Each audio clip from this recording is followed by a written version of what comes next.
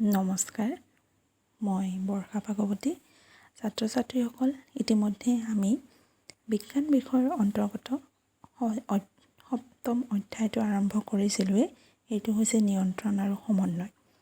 ইতিমধ্যে আমি আলোচনা কৰিলোঁৱেই যে নিয়ন্ত্ৰণ আৰু সমন্বয় কি হয় আৰু প্ৰাণী দেহত সূক্ষ্মভাৱে কেনেদৰে এই নিয়ন্ত্ৰণ আৰু সমন্বয় আমি ৰক্ষা কৰিব পাৰোঁ বা প্ৰতিক্ৰিয়া কি আৰু প্ৰতিধ্বনি কি। আজি আমি মানুহৰ মস্তিষ্কৰ বিষয়ে কিছু আলোচনা কৰিম। মস্তিষ্কৰ কি কি ভাগ থাকে বা মানুহৰ বা প্ৰাণীৰ বিশেষকৈ যি স্নায়ুতন্ত্ৰ থাকে সি কেই প্ৰকাৰৰ বা কি কি ভাগ থাকে আৰু ইয়াৰ কামসমূহ কি কি। প্ৰতিক্ৰিয়াৰ যিখিনি কাম আছিলে সেইখিনি আমাৰ মগজুৱে নকৰে বুলি মই তোমালোকক ইতিমধ্যে কৈছোঁৱেই। এইখিনিত আমাৰ স্নায়ুৰজ্জুত প্ৰধান কাম থাকে, কিন্তু স্নায়ুৰজ্জুৱে অকল প্ৰতিক্ৰিয়া বা প্ৰতিধ্বনিটোৱেই নিয়ন্ত্ৰণ কৰি নাথাকে। ইয়াৰ বাহিৰেও ইয়াৰ অত্যন্ত কিছুমান গুৰুত্বপূৰ্ণ কাম থাকে। যিহেতু তোমালোকে জানাই যে মানুহ হৈছে চিন্তাশীল ব্যক্তি বা চিন্তাশীল প্ৰাণী। আমি বিভিন্ন ধৰণৰ কথা চিন্তা কৰোঁ, ভাবি থাকোঁ। এই চিন্তা কৰিব পৰা যিটো শক্তি, এইটো এটা যথেষ্ট গুৰুত্বপূৰ্ণ আৰু জটিল শক্তি। এইটোৰ কাৰণে আমাৰ দেহৰ স্নায়ুৰজ্জু আৰু মগজুৰ প্ৰক্ৰিয়া বা মগজুৰ কামটো যথেষ্ট গুৰুত্বপূৰ্ণ হৈ পৰে, আৰু এইটো এটা স্নায়ৱিক সমন্বয়ৰো প্ৰক্ৰিয়া। গতিকে এই যে মস্তিষ্ক থাকিলে আমাৰ, সেই মস্তিষ্ক আৰু স্নায়ুৰজ্জুৱে লগ লাগি আমাৰ দেহৰ প্ৰধান যোনটো স্নায়ুতন্ত্ৰ থাকে সেইটো গঠন কৰে, আৰু সেইটোৱে হৈছে কেন্দ্ৰীয় স্নায়ুতন্ত্ৰ। দেহৰ বিভিন্ন অংশৰ পৰা বা প্ৰায় সকলো অংশৰ পৰাই এই কেন্দ্ৰীয় স্নায়ুতন্ত্ৰই বিভিন্ন বাৰ্তা গ্ৰহণ কৰি একত্ৰিত কৰি ৰাখিব পাৰে। আমি ধৰা বিভিন্ন ধৰণৰ চিন্তা বা বিভিন্ন ধৰণৰ কাৰ্য, যেনে কিবা এটা কৈ থাকিলোঁ, চকীখনত টানি আনিলোঁ বা কিবা এটা ভাল খবৰ পালে হাত চাপৰি বজালোঁ, এইবোৰ হ'ল আমাৰ দেহৰ কিছুমান ঐচ্ছিক কাৰ্য, যোনবোৰ আমি নিজৰ ইচ্ছা অনুসৰি কৰিব পাৰোঁ। আৰু এই কাৰ্যসমূহ কৰিবৰ কাৰণে আমাৰ দেহৰ বিভিন্ন অংগ প্ৰত্যংগবোৰৰ সমন্বয় তথা নিয়ন্ত্ৰণ থকাটো যথেষ্ট গুৰুত্বপূৰ্ণ। কেন্দ্ৰীয় স্নায়ুতন্ত্ৰ আৰু দেহৰ বিভিন্ন অংশৰ লগতো সংযোগ নিয়ন্ত্ৰণ কৰি থকাটো এইকাৰণে এটা গুৰুত্বপূৰ্ণ বিষয়। কিন্তু কেন্দ্ৰীয় স্নায়ুতন্ত্ৰ, যিহেতু আমি মস্তিষ্কৰ কথা ক'লোঁ, মস্তিষ্ক কেৱল আমাৰ মূৰত থাকে আৰু যোনটো আমাৰ স্নায়ুৰজ্জু থাকে সেইটো আমাৰ পিঠিৰ ৰাজহাড়। তোমালোকে চুই চালে গম পাবা, আমাৰ পিঠিৰ যিডাল প্ৰধান হাড় থাকে সেইডালে ৰাজহাড়, আৰু সেই ৰাজহাড়ৰ মাজতহে আমাৰ স্নায়ুৰজ্জুটো থাকে। গতিকে ৰাজহাড়ৰ মাজত থাকি আৰু মগজুটো আমাৰ মূৰৰ ভিতৰত থাকি কেনেদৰে আমাৰ সম্পূৰ্ণ হাত ভৰি বা বিভিন্ন কোষবোৰ নিয়ন্ত্ৰণ কৰি থাকিব পাৰিব। গতিকে এই কেন্দ্ৰীয় স্নায়ুতন্ত্ৰটো অন্য কিছুমান সৰু সৰু স্নায়ুৰ দৰকাৰ হয় বা বিভিন্ন তাৰ ভাগসমূহৰ দৰকাৰ হয়। দেহৰ বিভিন্ন অংগসমূহৰ লগত যাতে আমাৰ কেন্দ্ৰীয় স্নায়ুতন্ত্ৰই এক সংযোগ ৰক্ষা কৰি চলিব পাৰে, তাৰ বাবে অন্য এবিধ আমাৰ দেহত স্নায়ুতন্ত্ৰ থাকে। সেইবিধক আমি কওঁ প্ৰান্তীয় স্নায়ুতন্ত্ৰ। এই প্ৰান্তীয় স্নায়ুতন্ত্ৰত মস্তিষ্কৰ পৰা যিমানবোৰ আমাৰ স্নায়ু ওলায় সেইবোৰক আমি কেৰটীয় বা ক্ৰেনিয়েল স্নায়ু বুলি কওঁ, আৰু স্নায়ুৰজ্জুৰ পৰা ওলোৱা হাজাৰ হাজাৰ বা অসংখ্য স্নায়ুসমূহ লৈ প্ৰান্তীয় স্নায়ুতন্ত্ৰ গঠন হৈছে। আৰু এনেদৰে আমাৰ মস্তিষ্কই বা স্নায়ুৰজ্জুৰ সহায়ত আমি গোটেই দেহটো নিয়ন্ত্ৰণ কৰি চলিব পাৰোঁ। এতিয়া আমি চাওঁ আহা, আমাৰ মগজু বা মস্তিষ্কৰ ভাগসমূহ কি কি। প্ৰধানকৈ আমাৰ মস্তিষ্কৰ তিনিটা অংশ থাকে: প্ৰমস্তিষ্ক, মধ্য মস্তিষ্ক আৰু পশ্চাৎ মস্তিষ্ক।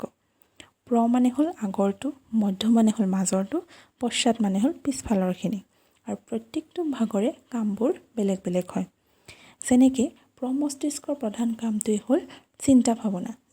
আমি যি কথা ভাবোঁ বা কিবা এটা প্ৰশ্ন এটা শুনিলে আমাৰ মনত কিছুমান চিন্তাৰ উদ্ভাৱন হয় বা কিছুমান কথা আমি নিজে নিজে ভাবি থাকোঁ, সেই গোটেইখিনি আমাৰ প্ৰমস্তিষ্কই নিয়ন্ত্ৰণ কৰি থাকিব পাৰে। তদুপৰি আমাৰ দেহৰ যি পঞ্চ ইন্দ্ৰিয় আছে, সেই ইন্দ্ৰিয়বোৰৰ কামসমূহো এই প্ৰমস্তিষ্কই নিয়ন্ত্ৰণ কৰি থাকে। বিভিন্ন সংবেদী ইন্দ্ৰিয়ৰ পৰা অহা স্নায়ু প্ৰেৰণা আৰু মস্তিষ্কত ইতিমধ্যে সঞ্চিত হৈ থকা বাৰ্তাসমূহ বিশ্লেষণ কৰিবৰ বাবেও মস্তিষ্কত কিছুমান নিৰ্দিষ্ট স্থান থাকে। এই সকলোবিলাকৰ ওপৰত ভিত্তি কৰি বাৰ্তাসমূহৰ বিপৰীতে সিদ্ধান্ত গ্ৰহণ কৰিব পাৰি আৰু তাৰ প্ৰেৰণা ঐচ্ছিক পেশীৰ দ্বাৰা আমাৰ দেহৰ নিৰ্দিষ্ট অংশ যেনে আমাৰ ভৰিৰ পেশীসমূহলৈ আজ্ঞাবাহী বাৰ্তা প্ৰেৰণ কৰে।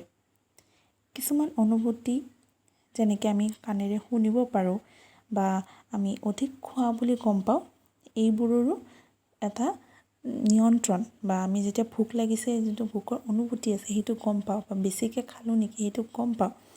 এই গোটেইখিনি কামো প্ৰমস্তিষ্কৰ এটা নিৰ্দিষ্ট সুকীয়া স্থানেই নিয়ন্ত্ৰণ কৰি থাকে।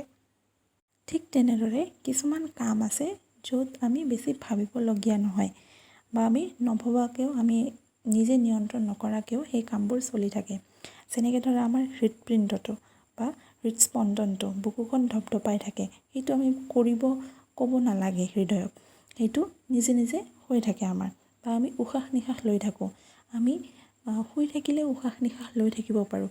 এনেকুৱা নহয় যে আমি যেতিয়া ইচ্ছা তেতিয়াহে উশাহ ল'ম বা ইচ্ছা নগ'ল উশাহ নলওঁ, তেনেকুৱা নহয়। এইবোৰ কাম স্বতঃস্ফূৰ্তভাৱে হৈয়ে থাকে। বা কেতিয়াবা এনেকুৱা হয় যে সৰু ল'ৰা ছোৱালীৰ মুখৰ পৰা লেলাৱতি ওলায়ে থাকে, ইচ্ছা নকৰিলেও লেলাৱতি ওলায়ে থাকে। এই গোটেইবোৰ কাৰ্য হ'ল অনৈচ্ছিক কাৰ্য, যোনবোৰ আমি নিজে নিয়ন্ত্ৰণ কৰিব নোৱাৰোঁ। এনেকুৱা যোনবোৰ অনৈচ্ছিক কাৰ্য আছে সেইবোৰ কাৰ্য নিয়ন্ত্ৰণ কৰিবলৈ আমাৰ মধ্য মস্তিষ্ক আৰু পশ্চাৎ মস্তিষ্ক আছে। আকৌ ধৰি লোৱা এডাল বাঁহত খোজকাঢ়িব লাগে, সেই খোজকঢ়াৰ যিটো নিয়ন্ত্ৰণ, এডাল বাঁহত নিয়ন্ত্ৰিতভাৱে খোজকাঢ়িব লগা বা চাইকেল চলাওঁতে যাতে মানুহ এজনে পৰি নাযায় ধুনীয়াকৈ নিয়ন্ত্ৰণ কৰি চাইকেলখন চলাই ল'ব পাৰে বা আমি লিখিবৰ কাৰণে পেঞ্চিলডাল কেনেকৈ ধৰিব লাগে, এই যিবোৰ কাৰ্য আছে এই কাৰ্যবোৰ আমাৰ মস্তিষ্কৰ চেৰিবেলাম নামৰ এক অংশই নিয়ন্ত্ৰণ কৰে। এতিয়া এই চেৰিবেলামটো কিহৰ অংশ হয়? চেৰিবেলামটো হ'ল আমাৰ পশ্চাৎ মস্তিষ্কৰ এটা ভাগ। ইয়াৰ উপৰিও পশ্চাৎ মস্তিষ্কত পঞ্চ, মেডুলা এই দুটা ভাগো থাকে। ঐচ্ছিক কাৰ্যৰ যথাৰ্থতা আকৌ নিৰ্ভৰ কৰে শৰীৰৰ ভংগীমা আৰু সমতাৰ ওপৰত। আকৌ আমাৰ প্ৰমস্তিষ্কৰ বিভিন্ন ভাগ থাকিল বুলি ক'লোৱে, য'ৰ পৰা আমি আমাৰ পঞ্চ ইন্দ্ৰিয়ৰ গোটেই কাৰ্যখিনি নিয়ন্ত্ৰণ কৰি থাকে।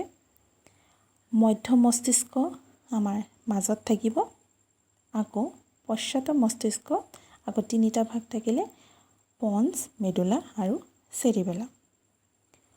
প্ৰমস্তিষ্কৰ এটা অংশক আমি চেৰিব্ৰাম বুলিও কওঁ, য'ত আমাৰ বিশেষকৈ চিন্তা ভাৱনাবোৰ নিয়ন্ত্ৰিত হৈ থাকে। এইখিনি কথা তোমালোকে অকণমান ভালদৰে মন কৰিবা। প্ৰমস্তিষ্কত থাকে চেৰিব্ৰাম আৰু পশ্চাৎ মস্তিষ্কত থাকে চেৰিবেলাম। দুটা কিন্তু পৃথক পৃথক আৰু সিহঁতৰ কামসমূহো পৃথক পৃথক। এইখিনি আছিলে আমাৰ মগজুৰ ভিতৰৰ অংশ। এতিয়া ভাবাচোন মগজুটো ইমান কোমল বস্তু এটা আৰু ইমান গুৰুত্বপূৰ্ণ অংশ এটা আমাৰ দেহৰ। এই অংশটো যদি কিবাকৈ আঘাতপ্ৰাপ্ত হ'ব লাগে তেতিয়াহ'লে আমাৰ দেহৰ কেনেকুৱা অৱস্থা হ'ব? কাৰণ মগজুৱে আমাৰ সকলো দেহৰ অংগ প্ৰত্যংগ কাম কাজ নিয়ন্ত্ৰণ কৰি থাকে। গতিকে এই জটিল তথা কোমল অংগটো আমি নিয়ন্ত্ৰণ আৰু সুৰক্ষিত কৰি ৰাখিব লাগে। আৰু সেয়েহে এই মগজুৰ চাৰিওফালে এখন টান আৱৰণ থাকে। প্ৰথম অৱস্থাত ইয়াৰে হাড় বা আমাৰ দেহৰ যি আটাইতকৈ টান অংশ হাড় বুলি কওঁ আমি, সেই হাড়ৰ এটা ডাঙৰ আৱৰণ আমাৰ মস্তিষ্কৰ বাহিৰত থাকে, যাক আমি খোলা বুলিও কওঁ। লাও খোলা বুলি তোমালোকে নিশ্চয় শুনিছা এই নামটো। বা তোমালোকে যদি মগজুটো লাৰি চোৱা, হাতেৰে যদি মূৰটো লাৰি চোৱা, টান টান অনুভৱ কৰিবা। এই যিটো কঠিন অংশটো হ'ল সেইখিনি হ'ল লাও খোলা বা আমাৰ মগজুৰ বাহিৰত থকা হাড়, যিখিনি আমাৰ ভিতৰত থকা মস্তিষ্কৰ যিখিনি কোমল অংশ সেইখিনি সুৰক্ষিত কৰি ৰখাত সহায় কৰিছে, যাতে আমি কেতিয়াবা আঘাত পালেও কেতিয়াবা পৰি গ'লেও মগজুৰ অংশবোৰ নষ্ট হৈ নাযায়। ঠিক তেনেদৰে স্নায়ুৰজ্জুটোকো যাতে আমি সংৰক্ষিত বা সুৰক্ষিত কৰি ৰাখিব পাৰোঁ, সেয়েহে তাৰ চাৰিওফালে ৰাজহাড়ডাল থাকে। এতিয়া তোমালোকে নিশ্চয় এতিয়া বুজি পাইছাই আমাৰ দেহত স্নায়ু কলাবোৰে কেনেকৈ সমগ্ৰ প্ৰক্ৰিয়াবোৰ নিয়ন্ত্ৰণ কৰি থাকে। যিহেতু মই ইতিমধ্যে তোমালোকক আগৰ দিনা কৈছিলোঁৱেই যে আমাৰ দেহৰ যিকোনো এটা বাৰ্তা যেতিয়া এটা মগজুলৈ বাৰ্তাটো প্ৰথম অৱস্থাত গুচি যায়, তাৰ পাছত মগজুৱে সেই সিদ্ধান্ত গ্ৰহণ কৰে যে আমি কি কৰিব লাগিব, আৰু সেই সিদ্ধান্তটো আকৌ অন্য কিছুমান স্নায়ুৰ সহায়ত আমাৰ পেশীবোৰলৈকে পঠাই দিয়ে। প্ৰধান আৰু অন্তিম কাৰ্যটো আমাৰ পেশী কলাবোৰেই কৰিব। পেশীবোৰৰ বিশেষ ধৰণৰ সংকোচন বা প্ৰসাৰণ হয়, আৰু যাৰ জৰিয়তে এই প্ৰসাৰণ আৰু সংকোচনৰ জৰিয়তে আমি হাতখন লৰাব পাৰোঁ বা ভৰিখন লৰাব পাৰোঁ বা দেহৰ বিভিন্ন পেশীবোৰ লৰচৰ কৰাব পাৰোঁ। আৰু এনেধৰণেই আমাৰ স্নায়ুবোৰৰ ওপৰত নিৰ্ভৰ কৰি দেহৰ ঐচ্ছিক তথা অনৈচ্ছিক পেশীবোৰে কাম কৰি থাকে, আমাৰ দেহটোৰ নিয়ন্ত্ৰণ আৰু সমন্বয় ৰক্ষা কৰি থাকে। ঠিক তেনেদৰে উদ্ভিদৰ দেহতো নিয়ন্ত্ৰণ আৰু সমন্বয় ৰক্ষা হৈ থাকে, কিন্তু আমাৰ দেহত যেনেকুৱাকৈ স্নায়ুতন্ত্ৰ আছে বা পেশী কলা আছে, ঠিক তেনেদৰে উদ্ভিদৰ দেহত তেনেকুৱা কলা বা পেশী নাথাকে। তেওঁলোকে বা উদ্ভিদসমূহে কিছুমান স্পৰ্শ বা অনুভূতি বা উত্তেজনা বা উদ্দীপনাৰ প্ৰতি কেতিয়াবা সঁহাৰি জনাব পাৰে। তদুপৰি কেতিয়াবা আকৌ উদ্ভিদসমূহে বিভিন্ন ধৰণৰ চলনবোৰ কৰিব পাৰে। এই চলনবোৰ কিছুমান বিশেষ ধৰণৰ বৃদ্ধি বা বিকাশৰ ওপৰত নিৰ্ভৰশীল হয়, বা কেতিয়াবা চলনটো স্বতন্ত্ৰও হ'ব পাৰে। যেনে ধৰা বীজ এটা ফাটি অংকুৰিত হৈ গছ এডাল ওলাই অহাটো, সেইটো এক ধৰণৰ চলন হ'ব পাৰে, বা শিপাডাল মাটিৰ ফালে যোৱাটো বা গা গছডাল ওপৰৰ ফালে ওলাই অহাটো, সেইটো এটা এক প্ৰকাৰৰ চলন, বা যিটো মই উদ্দীপনা বা উত্তেজনাৰ প্ৰতি সঁহাৰি জনাই কৰা চলন বুলি ক'লোঁ, সেইটো হ'ব পাৰে। এটা উদাহৰণৰ সহায়ত তোমালোকক বুজাবলৈ যাম। এইটো হৈছে লাজুকীলতা। লাজুকীলতাবোৰ এনেকুৱা ধৰণৰ সৰু সৰু বন, যাক আমি যদি চুই দিওঁ তাৰ পাতবোৰ লগে লগে মোচ খাই যায় বা জাপ খাই যায়। আকৌ যদি অকণমান সময় ৰৈ দিওঁ, সিহঁতে আকৌ মেল খাই যায়। এইটো হ'ল তেওঁলোকক স্পৰ্শ কৰি দিয়াৰ কাৰণে জনোৱা সঁহাৰি বা চলন। কিন্তু এই কাৰ্যটোৰ আঁৰত অন্য কিছুমান কাৰণহে অন্তৰ্নিহিত হৈ আছে। লাজুকীলতাই অন্য উদ্ভিদৰকৈ পৃথককৈ এক সঁহাৰি জনাব পাৰে। যেতিয়া আমি লাজুকীলতাডাল চুই দিওঁ, তাক যদি আমি ভালদৰে অনুভৱ কৰিব খোজোঁ, তেতিয়াহ'লে আমি গম পাম যে যোনটো অংশত আমি স্পৰ্শ কৰিছোঁ আৰু যোনটো অংশই গছডালৰ গতি লাভ কৰিছে, সেই দুয়োটা অংশ পৃথক হয়। যদিও আমি প্ৰথম অৱস্থাত ভাবি লওঁ যে স্পৰ্শ কৰা অংশটোৱে গতি লাভ কৰিছে, কিন্তু তেনেকুৱা নহয়। য'ত আমি স্পৰ্শ কৰিম আৰু যোনখিনি অংশ গছডালৰ গতি লাভ কৰিব, এই দুয়োটা পৃথক পৃথক হয়। কিন্তু এই দুয়োটা অংশৰ মাজত কিছু সংযোগ থাকে। উদ্ভিদেও প্ৰাণীৰ নিচিনাকৈ এই সংযোগবোৰ কিছুমান বৈদ্যুতিক ৰাসায়নিক মাধ্যমৰ যোগেদি ৰক্ষা কৰিব পাৰে। কিন্তু উদ্ভিদৰ দেহত প্ৰাণীৰ দৰে কোনো ধৰণৰ বিশেষ বা গুৰুত্বপূৰ্ণ কলা নাথাকে। কিন্তু উদ্ভিদে চলন প্ৰক্ৰিয়াত প্ৰাণীৰ দৰে কোষৰ আকাৰ সলনি কৰি ল'ব পাৰে। উদ্ভিদৰ দেহৰ প্ৰত্যেকটো কোষত থকা পানীৰ পৰিমাণৰ তাৰতম্য ঘটাৰ ফলতেই উদ্ভিদে চলন দেখাব পাৰে। যেতিয়া আমি লাজুকীলতা এডাল চুই দিওঁ, তাৰ প্ৰত্যেকটো কোষত থকা পানীসমূহে গতি লাভ কৰে আৰু কোষটো স্ফীত বা শ্লথ হৈ পৰে, আৰু লগে লগে সেই কোষৰ আকাৰটো সলনি হৈ যায়, মানে সৰু হৈ যায়, আৰু লগে লগে তেতিয়া পাতখিলা জাপ খাই যোৱা যেন অনুভৱ হয়।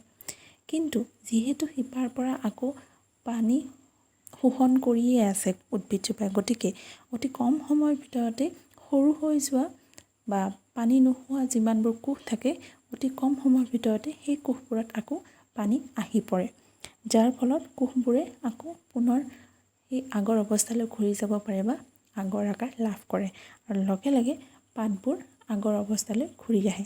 সেইটোকে আমি মেল খাই যোৱা বুলি ক'ব পাৰোঁ। এনেদৰে উদ্ভিদে উদ্দীপনাৰ প্ৰতি সঁহাৰি জনাব পাৰে। যিহেতু নতুন পাঠ্যক্ৰম অনুসৰি তোমালোকক ইমানখিনিলৈকে দৰকাৰ, গতিকে মই উদ্ভিদৰ যি নিয়ন্ত্ৰণ আৰু সমন্বয় আছে ইমানলৈকে কৈ আজি এই পাঠটো শেষ কৰিছোঁ। আশা কৰিছোঁ ছাত্ৰ ছাত্ৰীসকল তোমালোকে নিয়ন্ত্ৰণ আৰু সমন্বয়খিনি বুজি পাইছা। ধন্যবাদ।